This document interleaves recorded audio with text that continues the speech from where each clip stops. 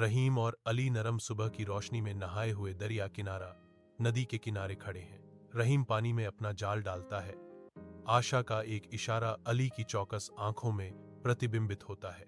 गुड्डू, युवा ऊर्जा से भरपूर, मछली पकड़ने के जाल को खींचने में मदद करता है। उसकी हंसी गूंजती है।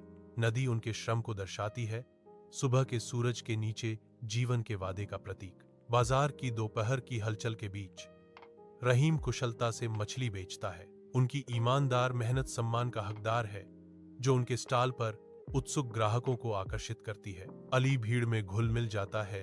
उसके शब्द भीड़ में बुने जाते हैं, लोगों से जुड़ते हैं। गुड्डू की जीवंत हरकतें खुशी जगाती हैं, जो एकत्रित भीड़ का मनोरंजन करती हैं। बाजार फल फूल रहा है, जो उनकी साझा सफलता और जीवंत समुदाय का प्रमाण है। रहीम, अली और गुड्डू घर लौटते हैं, थके हुए लेकिन खुश। उनकी हंसी शाम की हवा में गूंजती है। रहीम अपने बेटे को कड़ी मेहनत, धैर्य और ईमानदारी के सबक सिखाता है।